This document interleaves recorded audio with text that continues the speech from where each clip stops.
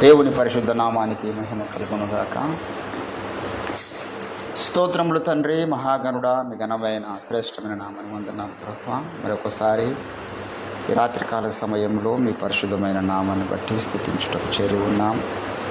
దయగల దేవా, దిగిరండి, మీ ఆత్మకార్యం జరిగించండి అయా. మరి రాత్రికాల సమయంలో సకల పొంచి ఉన్న చీకటి దురాత్మ, అంధకార దయ్యపు ప్రేతాత్మ శక్తులను మీరు మాకు ఇచ్చిన అధికారమును బట్టి యేసుక్రీస్తు నామమున గద్దిస్తూ బంధిస్తూ ఉన్నాం. మీ ప్రసన్నతను మా మీద కుమ్మరించండి దైవమా. నీకు స్తోత్రాలు అయా. జరగబోతున్నటువంటి స్తుతి ఆరాధనలు మీరు తోడుగుండండి, వాక్య ధ్యానంలో మీరు తోడుగుండండి. మాకు కావాల్సినటువంటి వాక్య ప్రత్యక్షతలు మీరు విడుదల చేయమని ప్రార్థన చేస్తూ ఉన్నాం.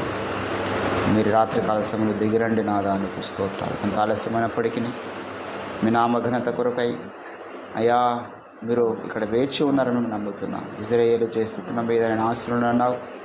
మా స్తుతులు అంగీకరించుటకు ఇక్కడ మీరు ఉన్నందుకై నీకు స్తోత్రము చెల్లిస్తున్నాం. కృప చూపించండి తండ్రి, మీ ఆత్మకార్యం జరిగించండి. యేసుక్రీస్తు నామమున ప్రార్థన చేస్తూ ఉంటున్నాం తండ్రి, ఆమేన్.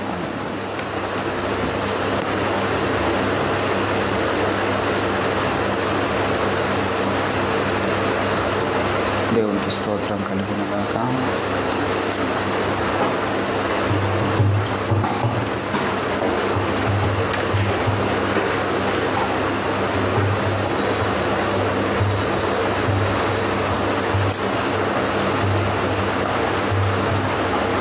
हे प्रभु येसु, हे प्रभु येसु, हे प्रभु देवसुता,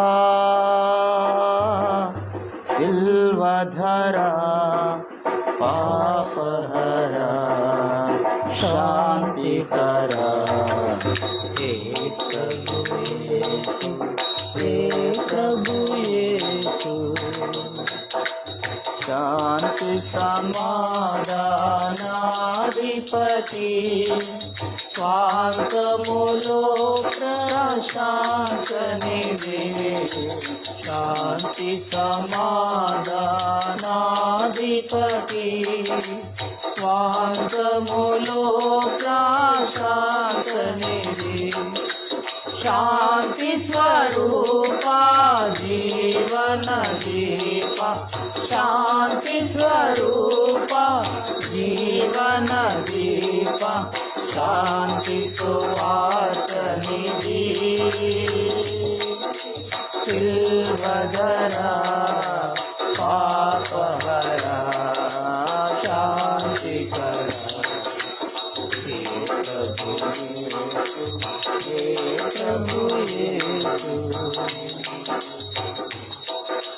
తపములు తరచిన నిన్నే గదా, జపములు గొలచిన నిన్నే గదా, తపములు తరచిన నిన్నే గదా, జపములు గొలచిన నిన్నే గదా, విఫలులు చేసిన విజ్ఞాపనలకు, విఫలులు చేసిన విజ్ఞాపనలకు సఫలత నీవే గదా,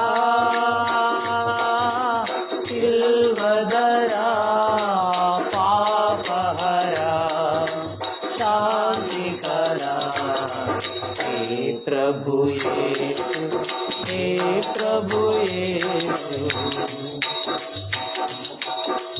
मतमुలు వెదకిన నిన్నే గదా, వ్రతములు గోరిన నిన్నే గదా, మతములు వెదకిన నిన్నే గదా, వ్రతములు గోరిన నిన్నే గదా, పతితులు దేవుని స్తుతులని నేర్పిన, పతితులు దేవుని స్తుతులని నేర్పిన, హితమతి నీవే గదా, సిల్వధరా పాపహరా శాంతికరా, हे प्रभु येसु, हे प्रभु యేసు పలుకులలోని శాంతి కదా తొలకరి వానగా గురిసె గదా పలుకులలోని శాంతి కదా తొలకరి వానగా గురిసె గదా మలమల మాడిన మానవ హృదయం మలమల మాడిన మానవ హృదయం కలకలలాడే గదా సిల్వదరా పాపహరా శాంతికరా హే ప్రభు యేసు హే ప్రభు కానన తుల్య సమాజములో హీనత నిందెను మానవత కానన తుల్య సమాజములో హీనత చెందెను మానవత మానవ మైత్రిని శిల్వ పతాకము మానవ మైత్రిని శిల్వ పతాకం దానము చేసే గదా సిల్వదరా పాపహరా శాంతికరా హే ప్రభు యేసు హే ప్రభు యేసు దేవుని బాసిన లోకములో చావుయే కాపురముండే గదా దేవుని బాసిన లోకములో చావుయే కాపురముండే గదా దేవునితో సాఖ్యంబును జగతికి దేవునితో సఖ్యంబును జగతికి నిడిసివి గదా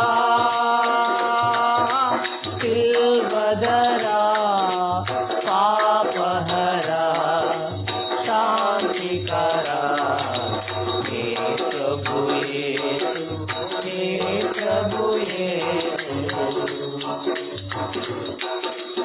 పాపము చేసిన స్త్రీని గని పాపుల కోపము మందె గదా పాపము చేసిన స్త్రీని గని పాపుల కోపము మందె గదా దాపున చేరి పాపిని బ్రోచిన దాపున చేరి పాపిని బ్రోచిన కాపరి నీవే గదా సిల్వదరా పాపహరా శాంతికరా హే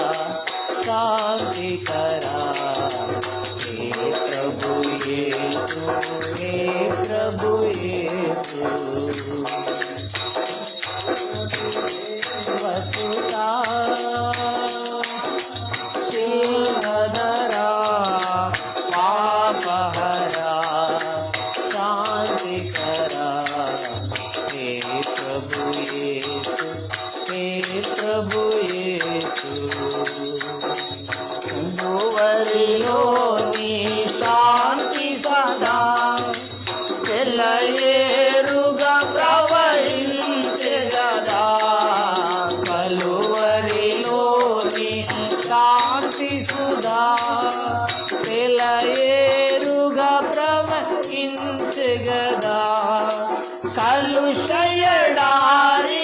కలువలు పూయుట కలుషయడారిలో కలువలు పూయుట సిలువ విజయము గదా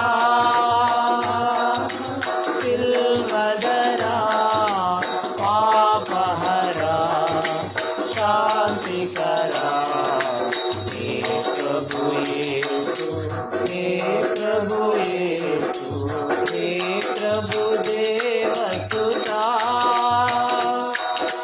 సిల్వదరా పాపహరా శాంతికరా హే ప్రభు యేసు హే ప్రభు యేసు. దేవుని నామానికి మహిమ కలుగును గాక.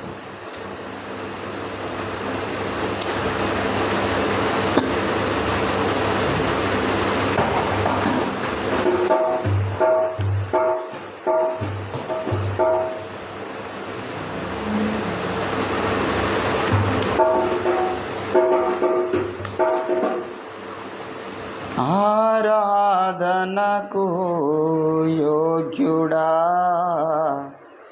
ఆది నుండి ఉన్నవాడా ఆరాధనకు యోగ్యుడా ఆది నుండి ఉన్నవాడా ఆనందముతో నింపేవాడా ఆశ్చర్యకరుడా నా యేసు రాజా యేసు రాజా యేసు రాజా యేసు రాజా యేసు రాజా యేసు రాజా యేసు రాజా యేసు రాజా యేసు రాజా యేసు రాజా యేసు రాజా యేసు రాజా యేసు రాజా పరిశుద్ధమైన వాడా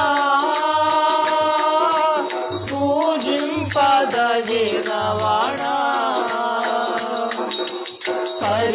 పరిశుద్ధమైన వాడా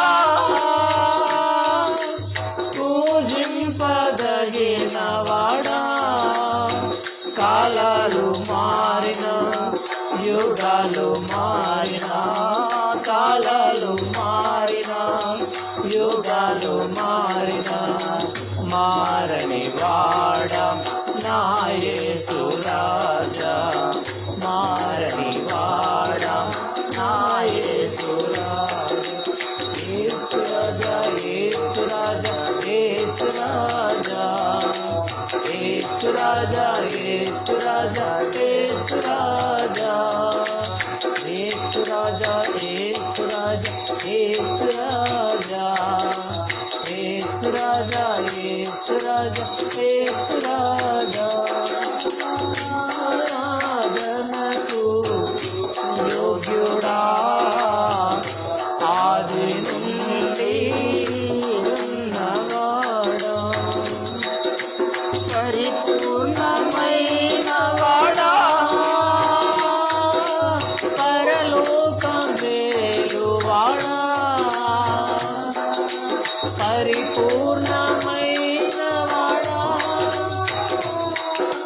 పరలోక మేలువాడా కాలాలు మారిన యుగాలు మారిన కాలాలు మారిన యుగాలు మారిన మారని వాడా నా యేసు రాజా మారని వాడా నా యేసు రాజా యేసు రాజా యేసు రాజా యేసు రాజా యేసు రాజా యేసు రాజా యేసు రాజా యేసు రాజా యేసు రాజా యేసు రాజా యేసు రాజా యేసు రాజా యేసు రాజా ఆరాధనకు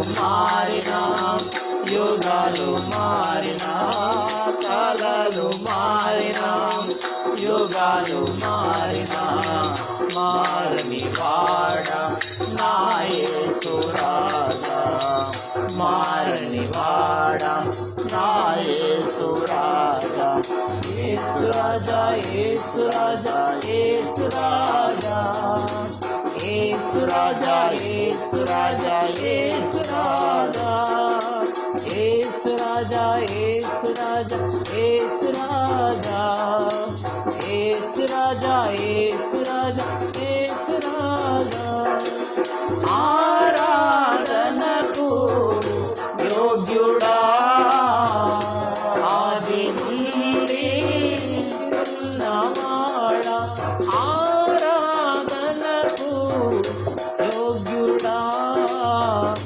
ఆది నుండి ఉన్నవాడా. హల్లెలూయా.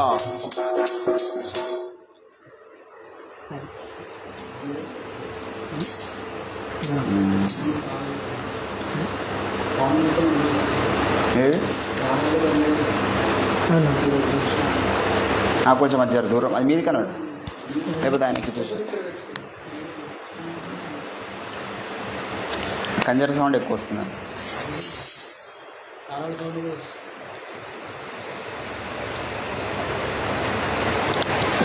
దేవునికి స్తోత్రం.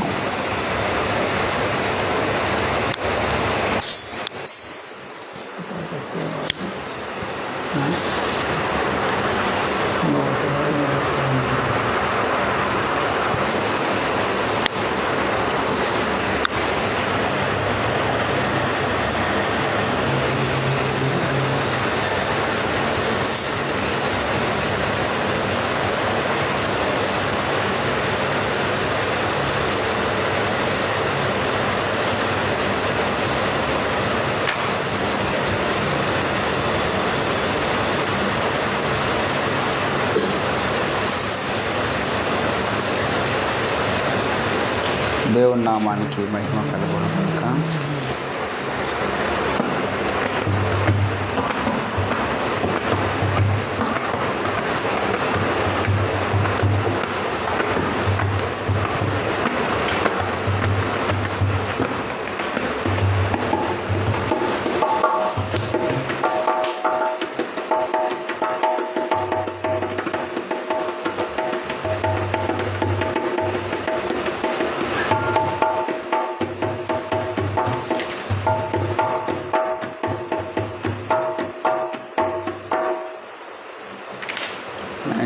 అంటున్నా. ప్రభువా నీవే నమ్మకమైన సమర్థుని పర్వాల. ప్రభువా నీవే నమ్మకమైన సామర్థ్యుడవు. ప్రభువా నీవే నమ్మకమైన సామర్థ్యుడవు. ఎంతో గొప్ప అద్భుతమైన ప్రశాంతుడా దయాళుడా. ఎంతో గొప్ప అద్భుతమైన ప్రశాంతుడా దయాళుడా. ప్రభువా నీవే నమ్మకమైన సామర్థ్యుడవు. ప్రభువా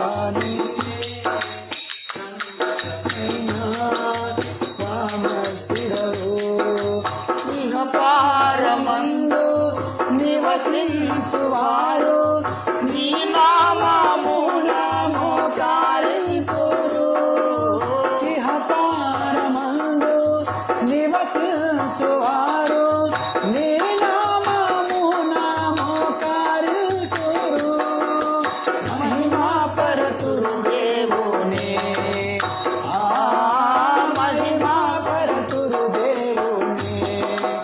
అంగీకరించు ప్రతివాని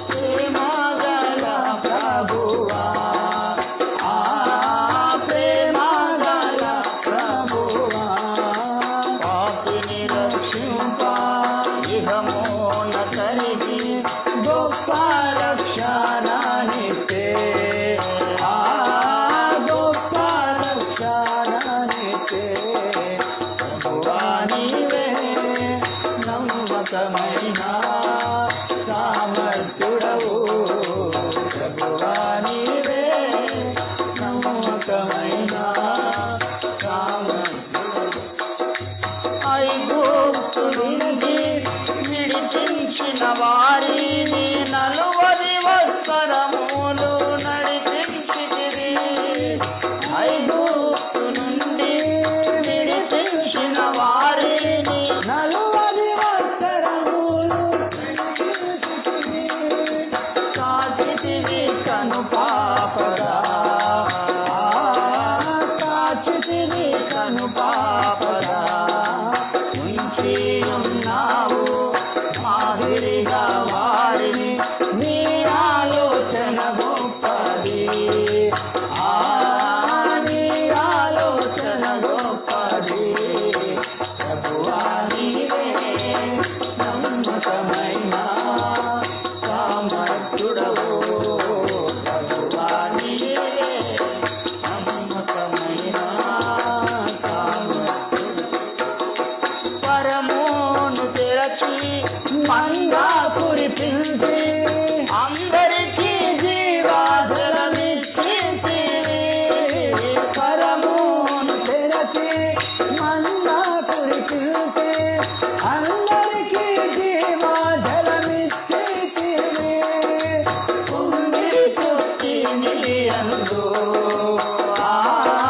కుంగిరి చుట్టి నీ అందు అగ్ని స్తంభముగా మేఘా స్తంభముగా నిత్యము నడిపించుము నిత్యము నడిపించుము ప్రభువా నీవే నమ్మకమైన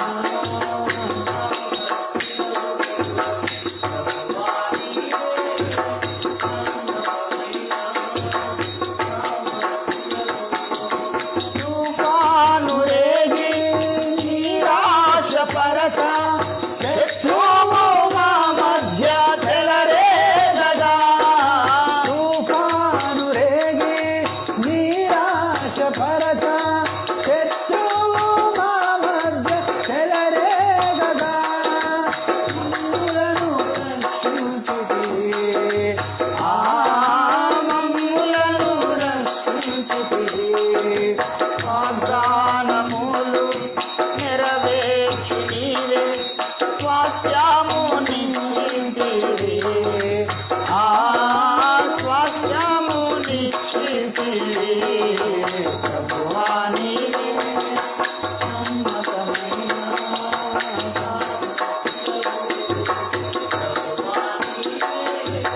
నమ్మకమైన నమ్మకమైన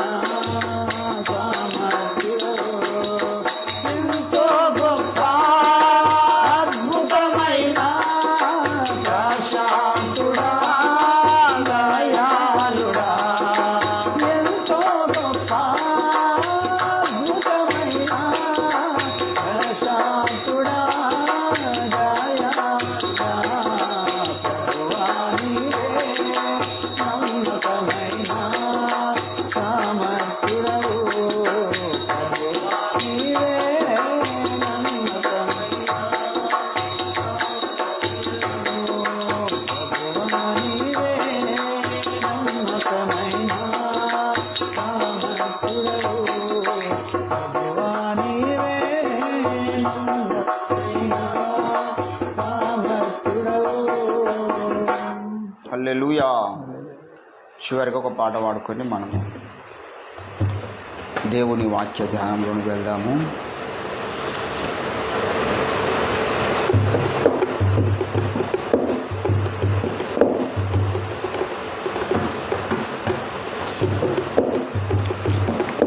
నా విమోచకుడా యేసయ్యా,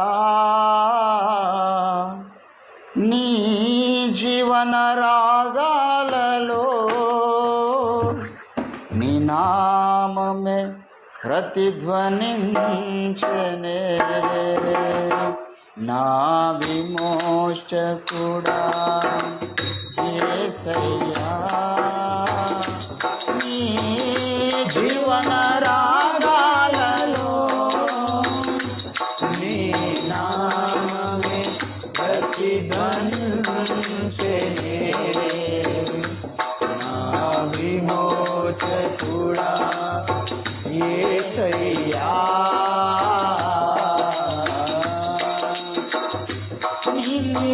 నీతిమంతునిగా నన్ను చేసి నీదు ఆత్మతో నన్ను నింపునందునా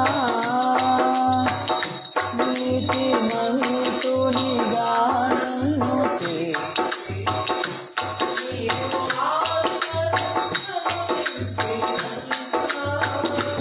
నీవు చూపిన నీ కృపనే మరువలేను. నీవు చూపిన నీ కృపనే మరువలేను. నా విమోచకుడా యేసయ్యా, శివవాక్యము నాలోన నిలిపి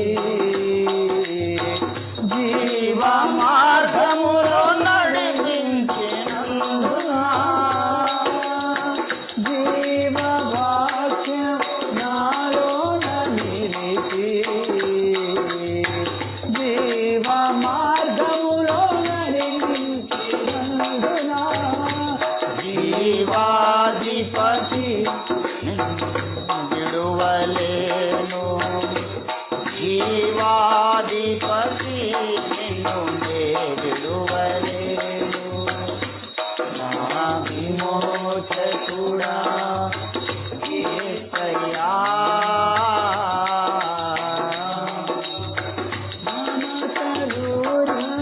వారెవరు లేరని నిరాశల తరణి విడిపించినందునా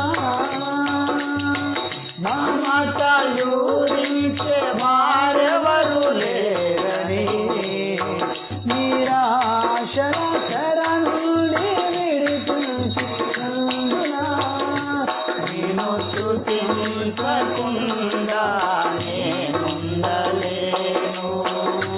నిన్ను స్తుతించకుండా నేనుండలేను. నిన్ను స్తుతించకుండా నేనుండలేను. నా విమోచకుడా యేసయ్యా, నీ జీవన రాగాలలో నీ నామమే ప్రసిద్ధమించెనే. నీ జీవన రాగాలలో నీ నా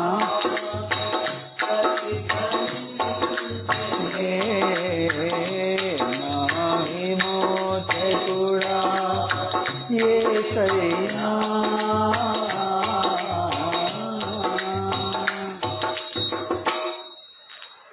దేవుని నామానికి మహిమ కలుగును గాక.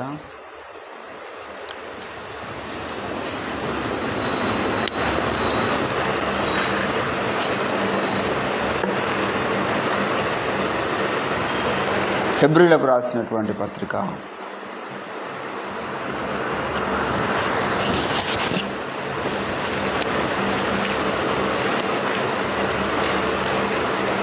8 మాట చదువుకొని మనం ముందుకు సాగుదాం. హెబ్రీలకు రాసినటువంటి పత్రిక 13వ అధ్యాయము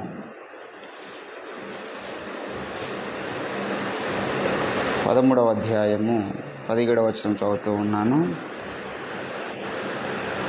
మీపై నాయకులుగా ఉన్నవారు లెక్క ఒప్పచెప్పవలసిన వారి వలె మీ ఆత్మలను కాయుచూ ఉన్నారు.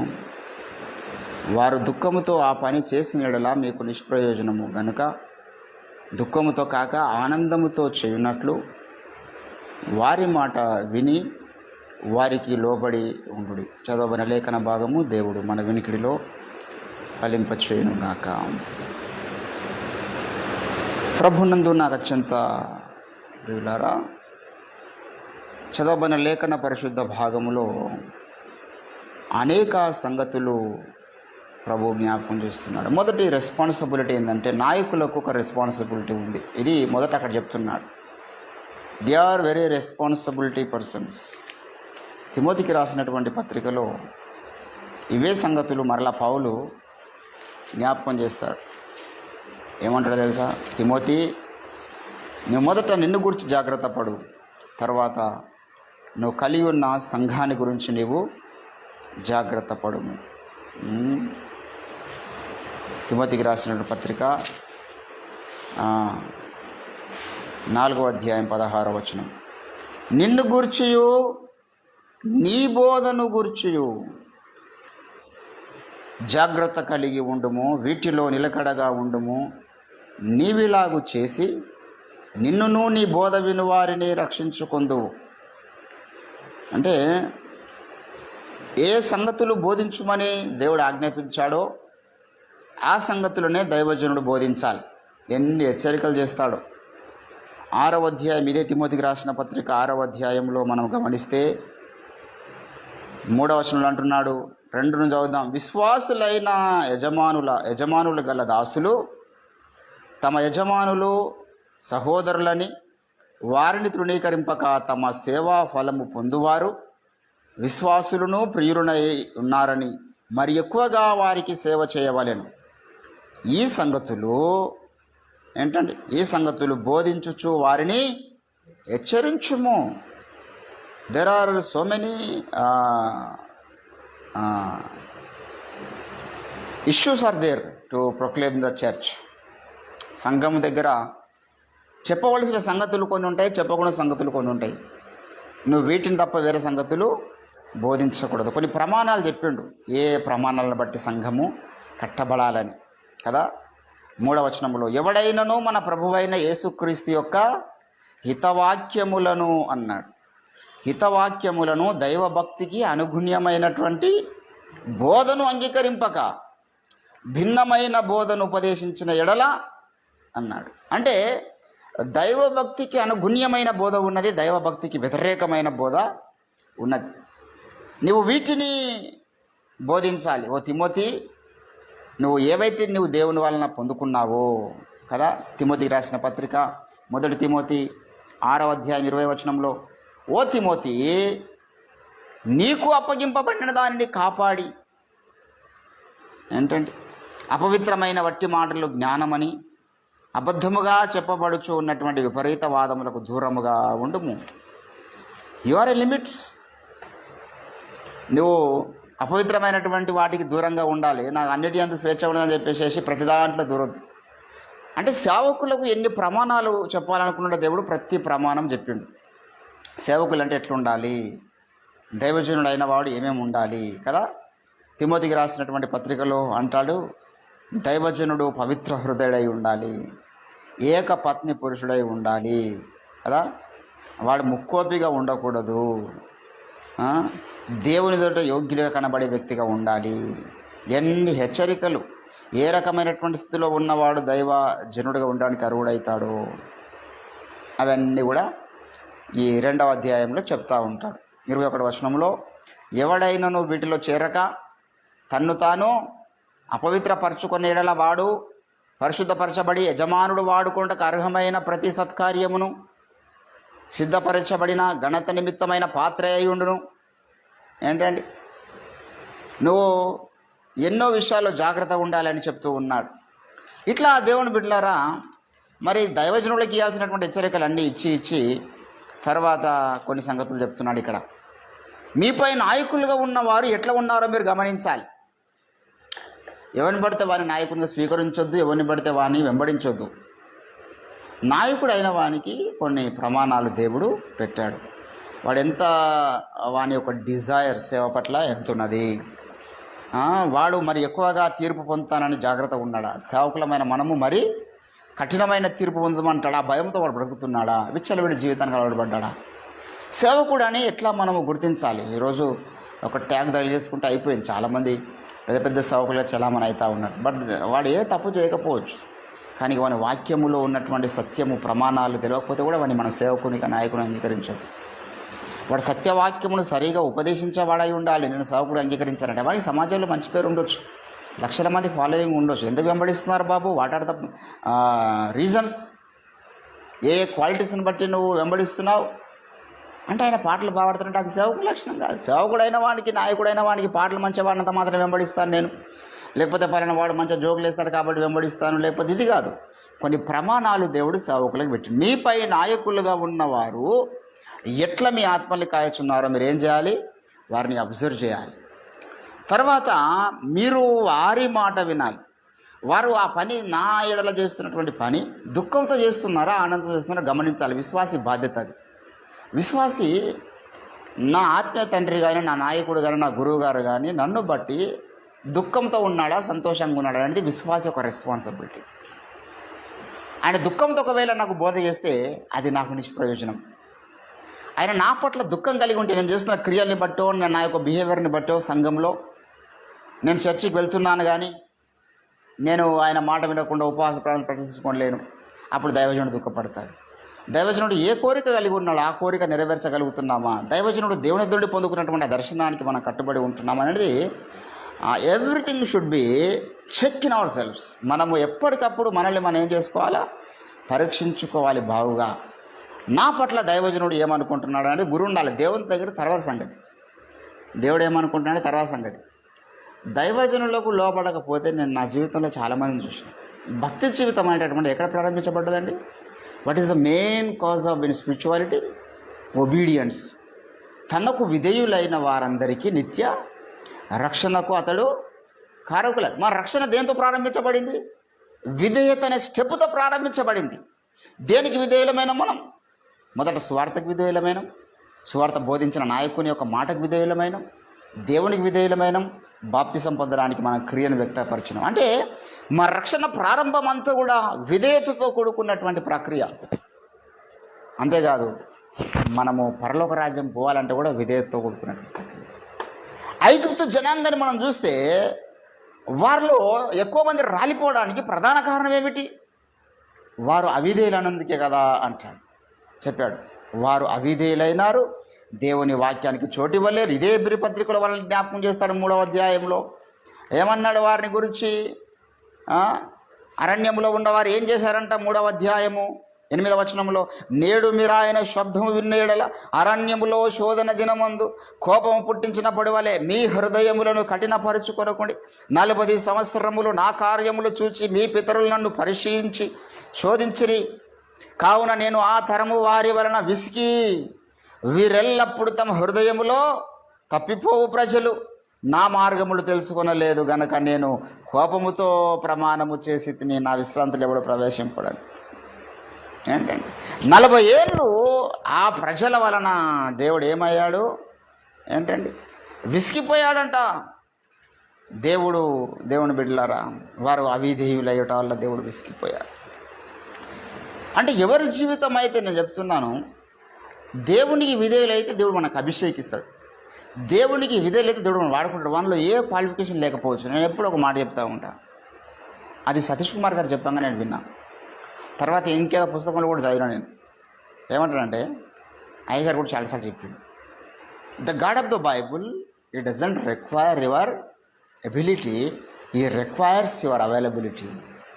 అంటే దేవుడు మనకున్న శక్తి సామర్థ్యాలు, ఎంత బలవంతుడు, ఎంత జ్ఞానవంతుడు, ఎంత టాలెంట్ వెనుకుంది, ఎంత పని చేయగలుగుతాడు, ఎంత సమాజం వెనుకోదాము, ఎంత డబ్బులు మీ దగ్గర ఉన్నాయి, డజంట్ మ్యాటర్ అండి దేవునికి. చెత్త అంతా మనకున్న జ్ఞానము, డబ్బులు, మన వయస్సు, మన పేరు, పరపతి, మన కులము, ధనము, ఇవన్నీ పెడతాం దేవుడికి.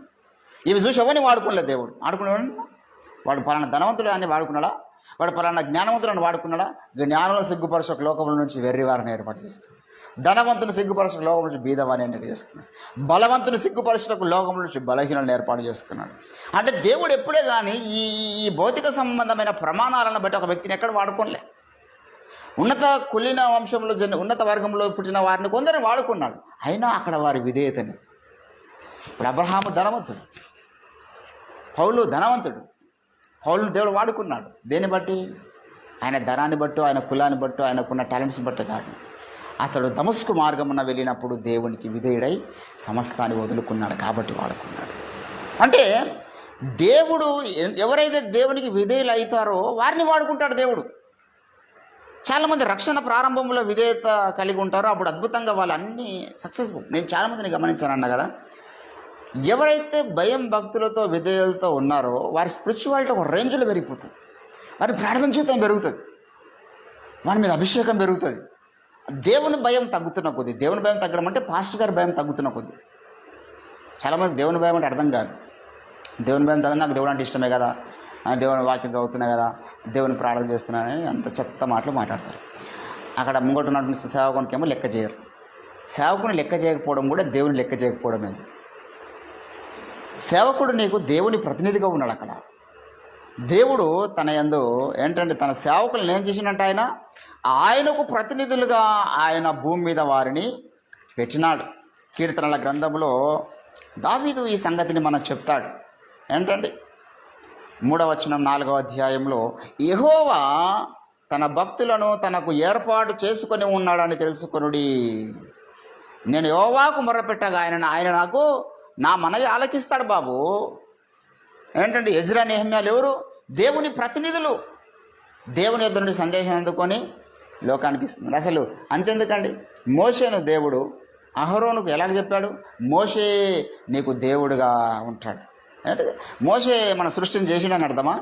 కాదు, దేవుని ప్రతినిధి ఆ స్థానములో మరి మోషే అహరోనుకు దేవునిగా ఉన్నాడు.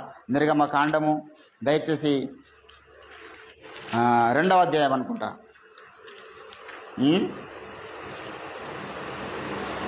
2వ అధ్యాయం కాదు,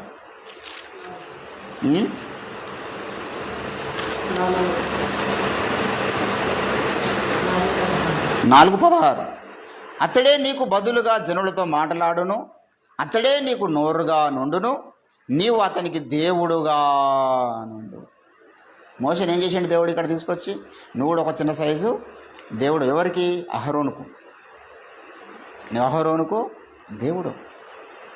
దేవుని బిడ్డలారా, అంటే ఈయన సృష్టించేసిన దేవుడు అని కాదు, ఆ కనిపించిన దేవునికి నువ్వెంత లోబడగలుగుతున్నావో, లోబడమని ఇష్టపడుతున్నావో ఆయన ప్రతినిధి కూడా అంతే లోబడాలి. అందుకే గలతీల గురించి పౌలు అంటాడు, ఒకప్పుడు మీరు నాకు ఏమన్నాడు?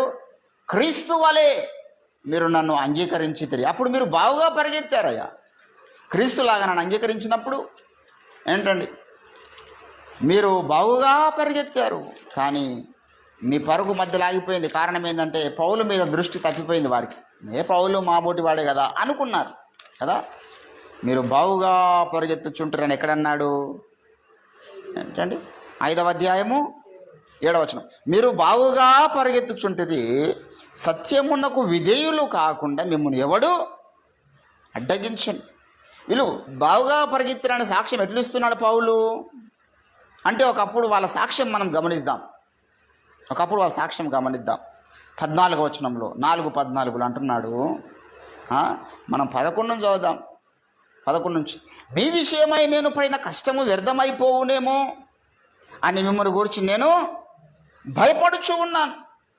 సహోదరులారా, నేను మీ వంటి వాడనైతేనే కనుక మీరు నా వంటి వారు కావాలని మిమ్మల్ని వేడుకొనుచూ ఉన్నాను. మీరు నాకు అన్యాయము చేయలేదు. మొదటిసారి శరీర దౌర్బల్యమును కలిగి నేను సువార్త ప్రకటించవచ్చునని మీరు ఎరుగుదురు. అప్పుడు నా శరీరములో మీకు శోధనగా ఉన్న దానిని బట్టి నన్ను మీరు తృణీకరింపను లేదు, నిరాకరింపనైనను లేదు. కానీ దేవుని దూత వలెను, క్రీస్తు యేసు వలెను మీరు నన్ను అట్లా అనుకున్నంతకాలం వారి ఆత్మీయ జీవితం చాలా అద్భుతంగా కొనసాగింది. పౌలుని ఎప్పుడైతే దేవదూత అనుకున్నారో, దేవుడు అనుకున్నారో, ప్రభువు అనుకున్నారో, దేవుని ప్రతినిధి అనుకున్నారో, దేవుని రాయబారి అనుకున్నారో, అపోస్తలుడు అనుకున్నారో, సువార్థికుడు అనుకున్నాడు, ఆ భయం ఎప్పుడైతే వారికి ఉన్నదో అంతకాలం వారి పరుగు చాలా అద్భుతంగా ఉంది. ఒక క్షణం పౌలు మీద దృష్టి వెళ్ళిపోయిందని. పౌలు కూడా మన బొడ్డి వాడే కదా, ఆయన కూడా బలహీనుడే కదా, ఆయన గొప్పతనం ఏమున్నది అని సాతాను మెల్లగా వీళ్ళ మీద ఏం చేసిండంట? దాడి చేసిండంట. ఏంటండి, మీరు దాస్యమును కాడి క్రిందికి మళ్ళీ వెళ్ళిపోయారు. ఎప్పుడైతే అట్లా అనుకున్నారో వీళ్ళు ఏంటండి, వీళ్ళు దాస్యమనే కాడి క్రిందికి వెళ్ళిపోయినారు, వేరొక శక్తి కిందికి మీరు వెళ్ళిపోయినారు. అందుకంటున్నాను, మీపై నాయకులకు మీరు లోబడి ఉండండి. ఆత్మీయ జీవితం యొక్క సక్సెస్ఫుల్ యొక్క ఎవరైనా అడిగారు అనుకో, నాకు ఎప్పుడు ఎవరైనా అడిగారు అనుకో, నేను ఏమంటా తెలుసా? బ్రదర్, మీరు ప్రతిరోజు ప్రార్థన చేస్తూ ఉంటారు, మాకు సాధ్యమైతే లేదు. లేకపోతే మీరు ఉపవాస ప్రార్థన చేస్తారు, మాకు సాధ్యమైతే లేదు. అంటే చాలామంది నాతో వ్యక్తిగతంగా అన్నారు. నేను 100 రోజులు 3 సార్లు చేసిన, 40 రోజులు చేసిన తర్వాత నాకు లెక్కనే లేదు. నేను రక్షింపబడ్డప్పటి నుంచి చాలాసార్లు చేశాను, నాకు లెక్కలేదు. అది ఎన్నిసార్లు చేసిన గుర్తులేదు. ఎట్లా సాధ్యమవుతుంది బ్రదర్ మీకు? రోజుకు 3 పూటలు తినే దగ్గర 2 పూటలు తింటేనే మాకు పానం అంతా ఆ, గందరగోళ పరిస్థితి ఉంటుంది.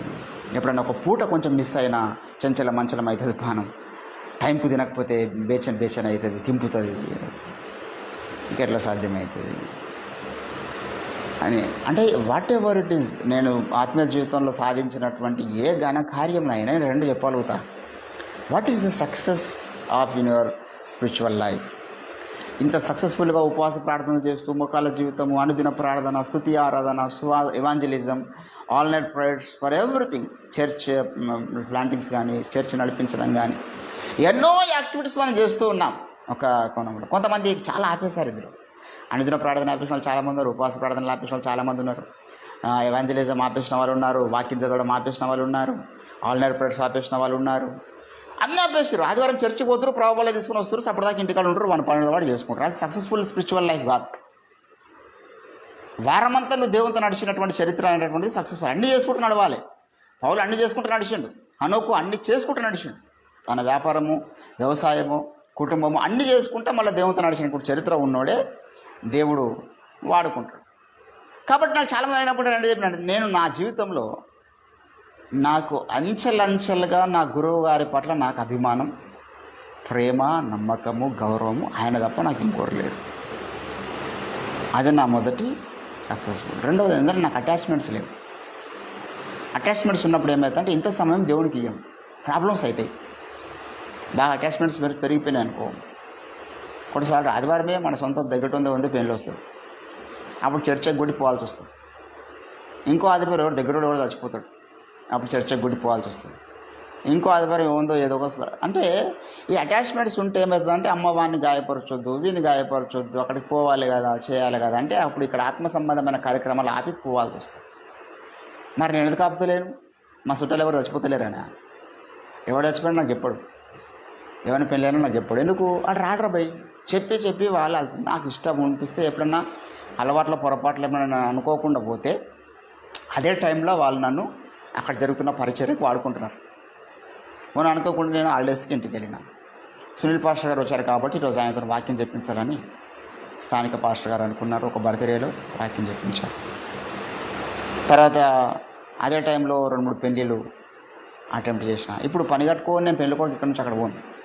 ఆ సందర్భంలో అక్కడ పోయినందుకు ఏమన్నా తెలిసిన వాళ్ళే అటెంప్ట్ చేసి వస్తాను అంతవరకు. కానీ నాకు దేవుని సేవ, నా యొక్క ఆత్మీయ జీవితము, నా గురువు గారు నా మీద పెట్టినటువంటి భారము, ఇది నాకు ముందు అంటే నాయకుని మీద మనకున్న గౌరవము, నన్ను బట్టి నా గురువు గారు శబాష్ బట్టి అనగలిగితే చాలు భూమి మీద. రేపు పరలోక రాజ్యంలో నా గొప్ప బహుమానము. ఏమో వీడు పనికి మల్లుడు, వీడు నా శిష్యుడు ఉండకపోతే మంచిగా ఉండే ఆయన అనుకునే పరిస్థితి గురువు గారికి ఉంటుంది. అందుకే హిందూ ధర్మంలో ఒక మంచి కొటేషన్ ఉంది, గురు బ్రహ్మ గురు విష్ణు గురుదేవో గురు సాక్షాత్ పరబ్రహ్మ తస్మహేశ్రీ గురువే నమః. అంటే గురువును ఎట్లా చూశారంట, గురు బ్రహ్మ, గురు సాక్షాత్ పరబ్రహ్మ అనుకున్నారంట. సరే మహాత్మా గాంధీ గారు స్కూల్స్ పరిశీలన చేయడానికి వెళ్ళినాడంట. వెళ్ళిన సందర్భంలో ఒక స్కూల్లో వెళ్ళి అందరు టీచర్ని పిలిచి అడిగినాడు, మీరు ఏం చెప్తారు? సార్ నేను సోషల్ స్టడీస్ చెప్తాను, ఇంకో ఆమె తెలుగు చెప్తాను, ఇంకో ఆమె ఇంగ్లీష్ చెప్తాను. వారు చెప్పే సబ్జెక్ట్ వాళ్ళు చెప్పారు. లాస్ట్కి వస్తే మరి చదివి ఎవరు చెప్తారని అడిగినట్ట. నువ్వు సోషల్ చెప్తున్నావు, నువ్వు సైన్స్ చెప్తున్నావు, నువ్వు తెలుగు చెప్తున్నావు, మరి చదివి ఎవరు చెప్తారు పిల్లలకి?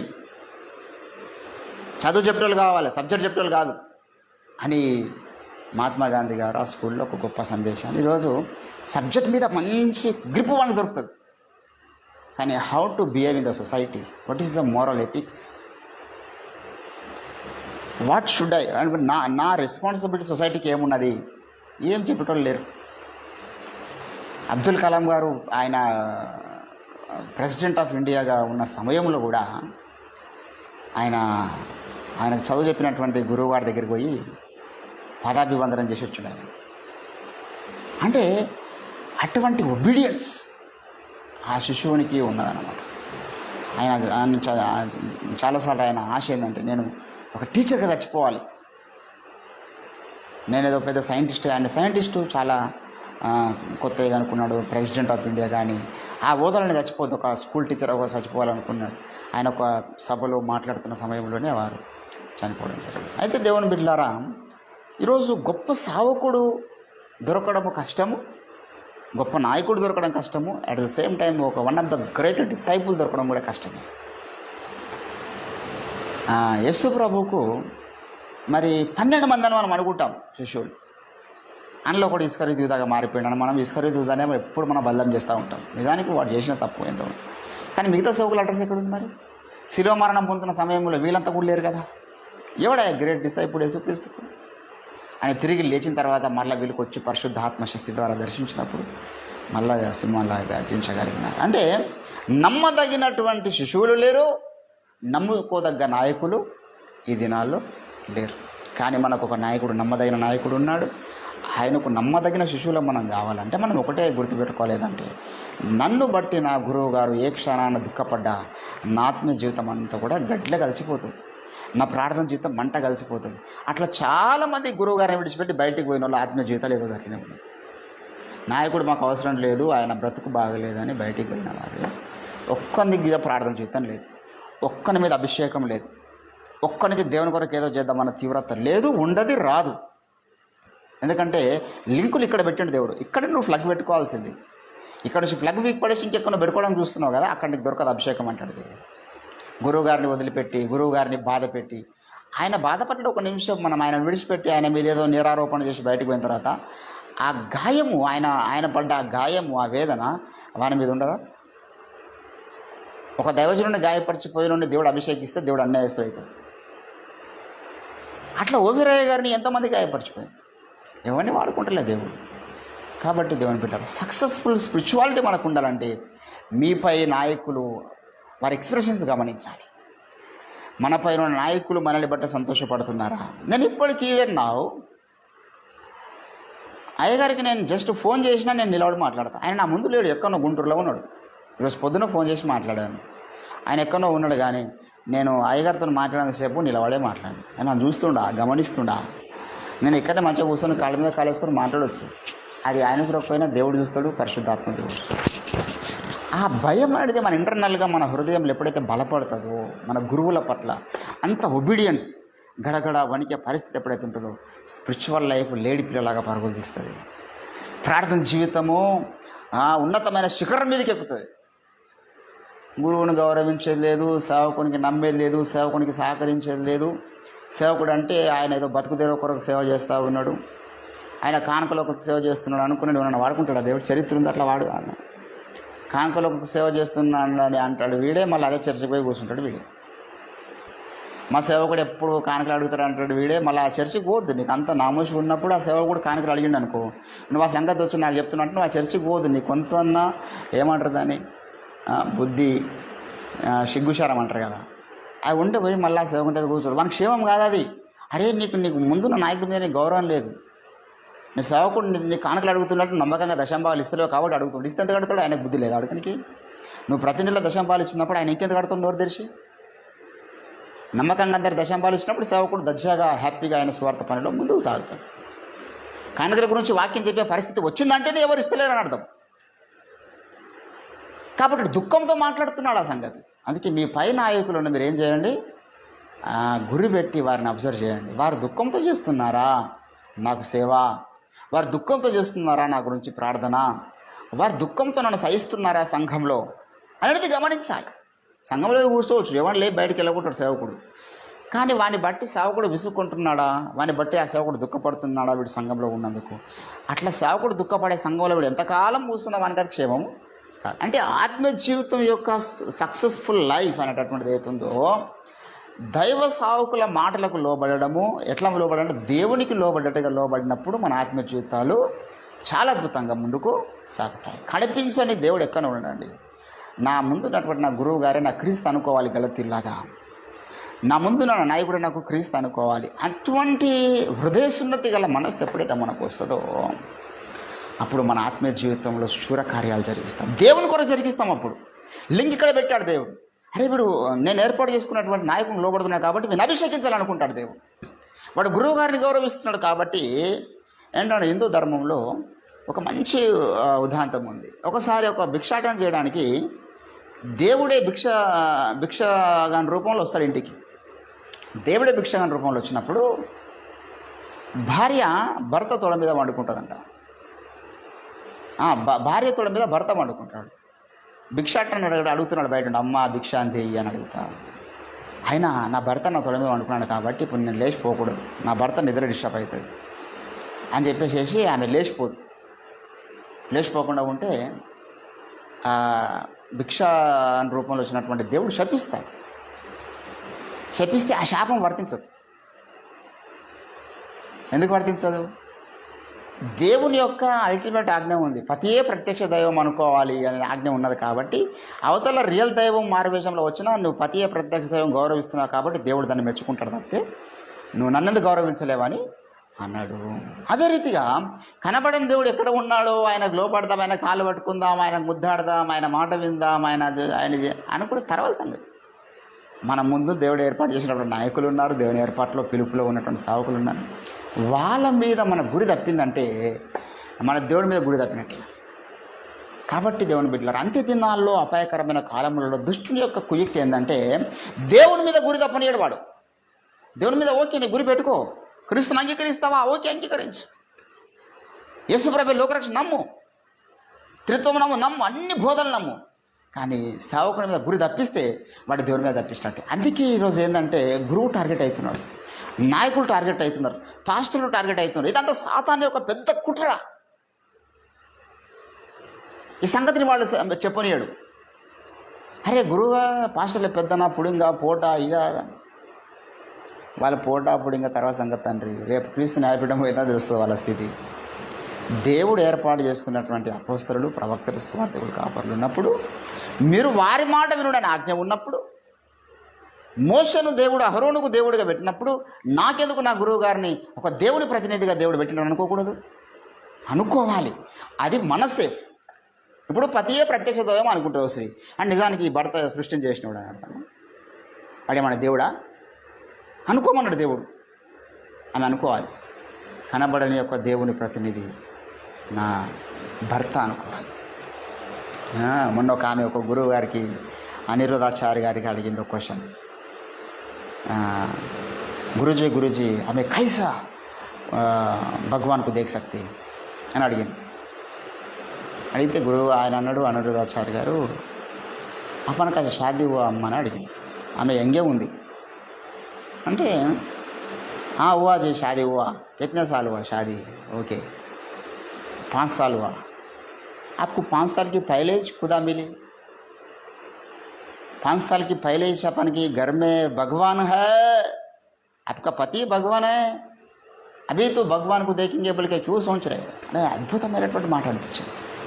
5 ఏళ్ల కింద నేను భగవంతుడిని ఇంట్లోకి నీకు తాళి కట్టి నీ దేవుని రూపంలో వచ్చిండమ్మా, ఆయనను గౌరవించుకో, నీ భర్తని దేవునిగా గౌరవించుకో, పాస్టర్లను ఒక దేవుని ప్రతినిధిగా గౌరవించుకోవాలి, సంఘస్థులు నాయకులను దేవుని ప్రతినిధిగా గౌరవించుకోవాలి. ఈరోజు ఎన్ని సంఘాల దగ్గర నేను విన్నాను, ఎంతమంది విశ్వాసులు వచ్చి వాళ్ళు వెళ్తున్న ఆ సంఘ కాపరి గురించి మంచిగా చెప్పినోడు లేనలేడు. ఎంత దాడి జరిగిందో విశ్వాసాల మీద మనం గమనించాలి. మా పాస్టర్ గారు చాలా సోమరిపోతాండి, లేకపోతే మా పాస్టర్ గారికి ప్రార్థన జీవితం లేదండి, లేకపోతే మా పాస్టర్ గారికి ఇది లేదు, ప్రేమ లేదండి, మా పాస్టర్ గారికి బాగా అహం ఉందండి, మా పాస్టర్ గారు తప్పు చేస్తుండండి, ఆయన బతుకు బాగలేదండి, ఏదో ఒక సాకు సేవకుల మీద చెప్పినోడే తప్పితే మా పాస్టర్ గారు అన్ని రీతులుగా పర్ఫెక్ట్ అండి అన్నాడు ఎవరు లేడు. ఎందుకంటే అట్లాంటి లోబడాలి కదా, ఆయనకు లోబడకుండా ఉండడానికి ఏదో ఒక కారణం కావాలి వీనికి. కాబట్టి మా సేవకుల్లో లోపం ఉంది, మా సేవకుల్లో ప్రార్థన జీవితం లేదు, మా సేవకుల్లో చురుకుదనం లేదు, మా సేవకుడు సేవాభారం లేదు, ఏవో సాకులు కల్పించుకొని సాతాను చేతి కిందకి వెళ్ళిపోయాడు. ఆత్మీయతలు ఇంకెక్కడ బాగుపడతాయి, ఉద్యోగం ఎట్లా వస్తుంది ఇంకెక్కడ? కాబట్టి అక్కడ పౌలు ఆ మాట చెప్తున్న దాని వెనుకాల ప్రచండమైనటువంటి ఒక సబ్జెక్ట్ దాగి ఉన్నది. మీపై నాయకులకు వీళ్ళేమో దేవునిలా లోబడడానికి, దేవునికి లోబడి అంటే అర్థం ఉంది. కానీ పౌలు ఏమంటున్నాడు? నాయకులకు లోబడి అంటున్నాడు. మీపై నాయకులకు లోబడండి, మీ తండ్రులకు, ఆత్మీయ తండ్రులకు మీరు లోబడండి, శరీర సంబంధమైన తండ్రులకు మీరు విధేయులై ఉంటారు కదా, మరి ఎక్కువగా మీరు ఆత్మలను కాయచున్న తండ్రులకు మీరు ఏమై ఉండాలి? లోబడి ఉండవాలని కదా అంటాడు అదే హెబ్రీ పత్రికలో. చాలామందికి విధేయత అంటే దేవుని ఎందుకు కనబడాడు కదా, ఆయనకు లోబడది తెలియదు దేవునికి. నువ్వు అనుకోవాల్సిందే మనసులో, దేవునికి లోబడుతున్నాను బ్రదర్, ఇంకా ఈ పాస్టర్కి ఏం లోబడాలి, దేవునికి లోబడుతున్నాను బ్రదర్, ఇంకా సహోదరునికి ఏం లోబడాలి, పాస్టర్కి ఏం లోబడాలి. నా దగ్గర ఒక సహోదరుడు అన్నాడు, నేను ఒక సేవకుని దగ్గరికి వెళ్ళానన్నా వారి వ్యక్తిగత అవసరాలకు నేను వాడుకుంటున్నాను, నాకు అది నచ్చలేదు. ఇప్పుడు ఆ వ్యక్తి పేరు చెప్పొద్దు, మంచిగా ఉండదు. నా లైవ్లోనే చూస్తాడు కాబట్టి నాతో అన్నాడు. నేను యాజ్ అనుకున్న ఈ వ్యక్తి యొక్క పతనము ప్రారంభించింది. అరే దైవ సేవకులకి ఏమైనా పరిచారం చేస్తే తప్ప యేసుక్రీస్తుకే పరిచారకులు ఉన్నారు, ఏలియాకు పరిచారకులు ఉన్నారు, పౌలుకు పరిచారకులు ఉన్నారు. అదే పరిచారం సరే తీసుకుపోయి కూరగాయలు తెమ్మన్నాడు, లేకపోతే ఒక డ్రెస్ ఉతికేయమన్నాడు, ధన్యత అనుకో. చర్చిలో ఏదైనా చిన్న పని ధన్యత అనుకో. వ్యక్తిగత అవసరాలకు కుటుంబ అవసరాలకు వాడుకుంటున్నాడు అంటే మరి కుటుంబ అవసరాలకు వాడుకుంటే ఏమైంది నీకు? తప్ప అది. చాలామందికి గురువు మీద ఫస్ట్ ఆఫ్ ఆల్ ఏంది అంటే ఒబీడియన్స్ లేదు, దేవుని సేవ కూడా నమ్మకము లేదు. కాబట్టి ఆత్మీయ జీవితాలు బాగుపడవు. నా వేద పారాయణం రాస్తున్న సమయంలో ఎంత కఠినమైన భక్సింగ్ గానే మనకు మంచి మాదిరి. ఎవరైనా సేవ చేస్తాను వస్తే వాడిని తీసుకుపోయి ముందుగా చెప్పుల స్టాండ్ కూడా కూర్చొని పెట్టుకోడంట. యాంతం చేరాని చాకిరీలని బాసనలు తోంపించేది, ఇంట్లో ఇవి అవి ఇస్తరాకులు దీపం అనేది అన్నీ వాడు అన్ని ప్లేస్లలో అవన్నీ వ్యక్తిగత అవసరతలే కదా. అన్ని పరిశీలన చేసినాకనే భక్త్ సింగ్ గారు వానికి సేవకుడిగా పిలుపు అభిషేకం ఇచ్చి పంపించింది.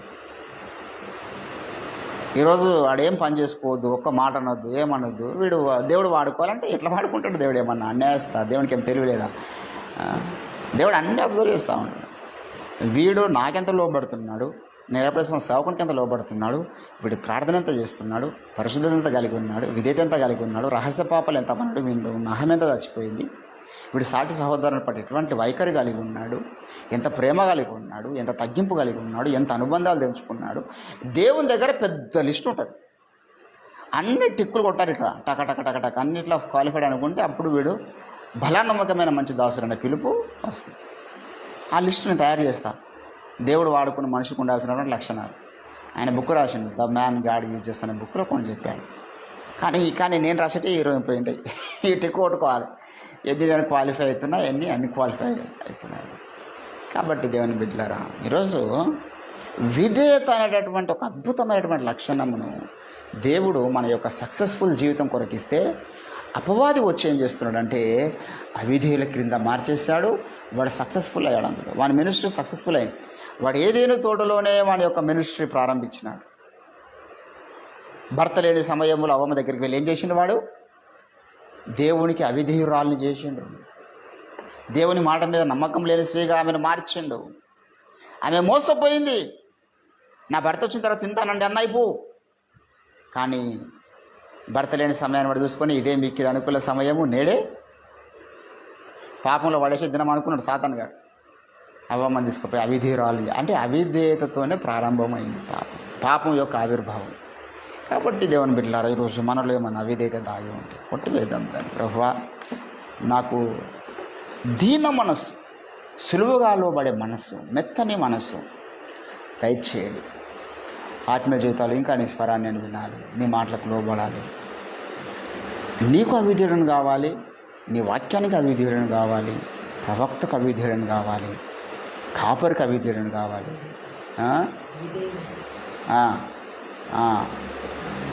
కాపరికి విధేయుడని కావాలి, ప్రవక్తకు విధేయుడని కావాలి, వాక్యానికి విధేయుడని కావాలి. అన్నిటికీ అంటే నా జీవితంలో ఎక్కడ అవిధేయత రావాలి? పాపం అనేది వచ్చినప్పుడు అవిధేయత రావాలి. పాపం అనే ఛాన్స్ వచ్చింది ఒకటి, రహస్య పాపంలో పడిపోదామనే ఛాన్స్ వచ్చింది. అక్కడ అవిధేయులం అయిపోవాలి. ఎవరికి? అపవాదికి. అంటే వాణి స్వరం ఎక్కడ వినబడ్డా అవిధేయత పనిచేయాలి. అసలే అవిధేయత మనలో ఉండొద్దు కనుక అవిధేయత అక్కడ పనిచేయాలి. కానీ మేలైన కార్యక్రమాల కొరకు, దేవుని చిత్తానుసారమైన కార్యక్రమాల కొరకు మాత్రం మనలో విధేయత. తనకు విధేయుల వారికి నిత్య రక్షణకు దేవుడు కారకుడు. హల్లెలూయా.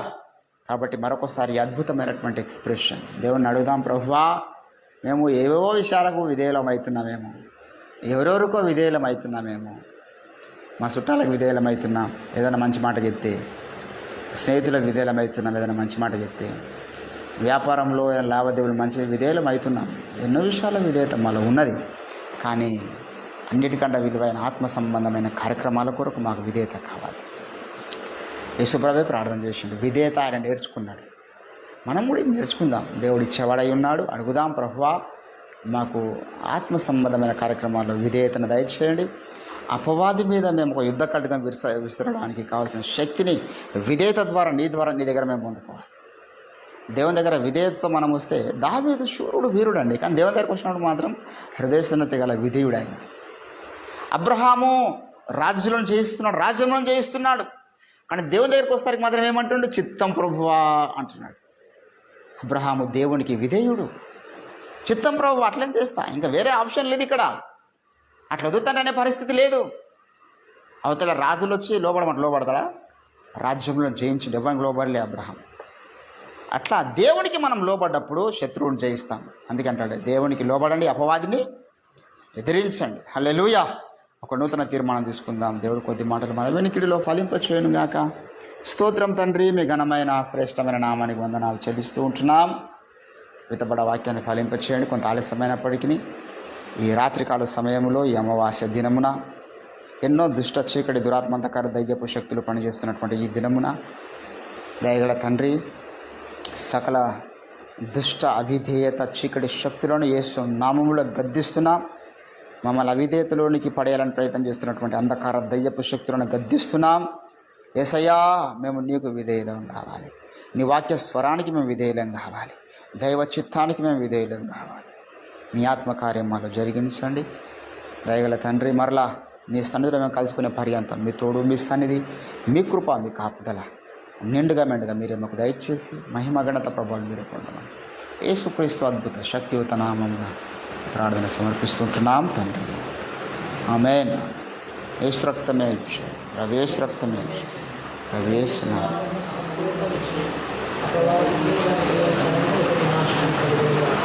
ఆమేన్.